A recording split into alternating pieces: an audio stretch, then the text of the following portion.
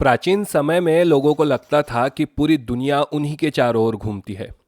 Greek philosopher Aristotle यानी अरस्तु का भी यही मानना था कि पृथ्वी ब्रह्मांड के केंद्र में है।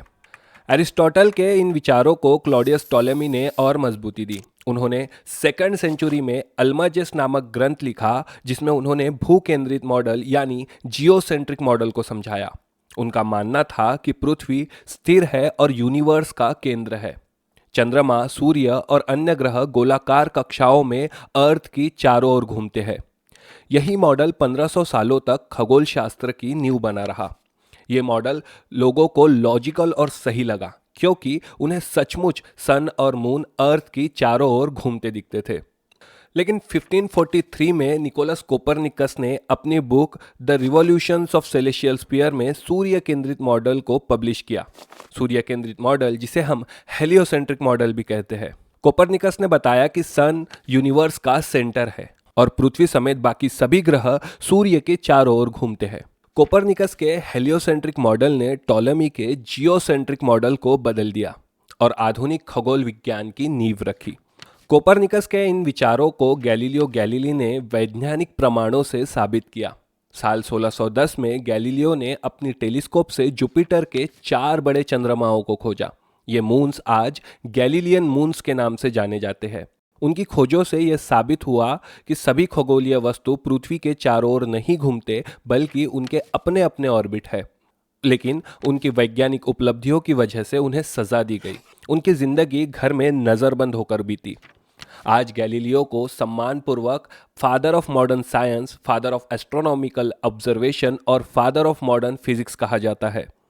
तो अब लगभग ये माना जाने लगा था कि प्लैनेट सन के अराउंड एक सर्कुलर ऑर्बिट में घूमते हैं। लेकिन इसके बाद आए जोहानस केपलर, जिन्होंने ग्रहों की गति यानी प्लैनेटरी मोशंस के 3 महत्वपूर्ण नियम दिए। केपलर ने बताया कि प्लैनेट्स गोलाकार नहीं बल्कि अंडाकार यानी एलिप्टिकल ऑर्बिट्स में सूरज की परिक्रमा करते हैं। ग्रह की गति सूरज के पास आने पर बढ़ती है और दूर जाने पर कम होती है। केपलर्स के नियमों से समझ आया कि प्लैनेट्स सन के अराउंड कैसे घूमते हैं, लेकिन वो क्यों घूमते हैं इसका पता चलना अभी बाकी था। जिसके बाद 1687 में सर आइजैक न्यूटन ने अपनी प्रसिद्ध किताब mathematical principles of natural philosophy में गुरुत्वाकर्षण का नियम दिया। न्यूटन ने बताया कि प्लैनेट्स और दूसरे ऑब्जेक्ट्स अपने कक्षाओं में इसलिए घूम रहे हैं क्योंकि उन पर एक इनविजिबल फोर्स काम करता है जिसे हम ग्रेविटेशनल फोर्स कहते हैं। और हमें पता चला कि प्लैनेट सूरज की परिक्रमा क्यों करते हैं। गुरुत्वाकर्षण ही वो बल है जो प्लैनेट्स को सूर्य के चारों ओर बनाए रखता है। उनके गति के नियमों ने पूरे सोलर सिस्टम की गति को समझने में मदद की। यह सब थ्योरीज और लॉ स्पेस और प्लैनेटरी मोशन को समझने में हमारी मदद कर रहे थे। लेकिन लगभग 250 साल बाद 1915 में अल्बर्ट आइंस्टाइन ने अपनी famous general theory of relativity present की। इस थ्योरी ने हमें स्पेस टाइम के फैब्रिक को समझने में मदद की। आइंस्टाइन ने यह समझाया कि स्पेस टाइम एक फ्लेक्सिबल और डायनामिक चीज है जिसे मास और एनर्जी डिस्टॉर्ट कर सकते हैं। इसका मतलब आकाश में मौजूद बड़ी सेलेशियल बॉडी, जिन्हें हम खगोलीय पिंड कहते हैं, वो स्पेस टाइम को मोड़ देते हैं जिससे ग्रहों की गति प्रभावित होती है। आइंस्टाइन ने गुरुत्वाकर्षण को मात्र एक बल नहीं बल्कि स्पेस टाइम की कर्वेचर के रूप में समझाया। आइंस्टाइन ने एक भविष्यवाणी भी की थी कि जब विशाल आकाशीय पिंड यानी सेलेशियल बॉडीज जब गति में रहते हैं तो वो स्पेस टाइम में ग्रेविटेशनल वेव्स यानी तरंगे उत्पन्न करते हैं। इन ग्रेविटेशनल वेव्स को 2015 में लीगो प्रोजेक्ट ने डिटेक्ट करके सिद्ध भी किया है। इस थ्योरी ने स्पेस और टाइम को अलग चीजों के रूप में नहीं बल्कि एक इंटरकनेक्टेड फैब्रिक के रूप में प्रेजेंट किया। अगर आज हम पूरी यूनिवर्स की बात करें तो ये कंसेप्ट और भी ज्यादा फैसिनेटिंग हो जाता है। 1920 के दशक में अमेरिकन एस्ट्रोनॉमर एडविन हबल ने खोज की कि हमारा ब्रह्मांड हर दिशा में फैल रहा है। उन्होंने फर्स्ट ऑब्जर्वेशनल एविडेंस भी प्रोवाइड किया और ये डिस्कवर किया कि गैलेक्सीज के बीच का डिस्टेंस बढ़ रहा है, वो एक दूसरे से दूर जा रही है। इससे यह साबित हुआ कि यूनिवर्स स्थिर नहीं बल्कि फैल रहा है। इस डिस्कवरी ने यूनिवर्स की ओरिजिन पर वैज्ञानिकों की सोच बदल दी। उस वक्त भी इन सब की शुरुआत कैसे हुई ये जिज्ञासा बरकरार थी और अलग अलग थ्योरीज के थ्रू ये समझाने की कोशिश होती रही कि यूनिवर्स आखिर बना कैसे। इन सब में जो सबसे ज़्यादा एक्सेप्टेड थ्योरी निकली वो थी बिग बैंग थ्योरी।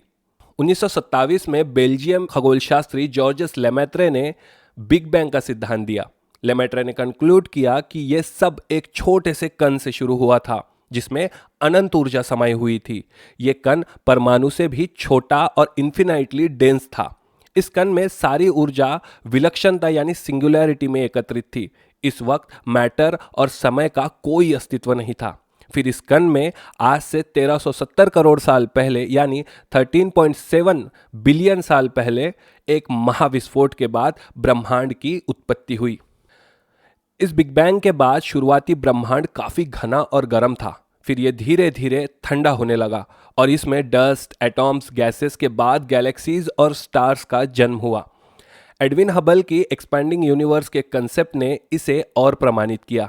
लेकिन 1964 में अर्नो पेंजियास और रॉबर्ट विल्सन ने कॉस्मिक माइक्रोवेव बैकग्राउंड रेडिएशन यानी सीएमबी विकिरण की खोज की। ये वो विकिरण है जो बिग बैंग के वक्त उत्पन्न हुआ था और आज भी यूनिवर्स में मौजूद है।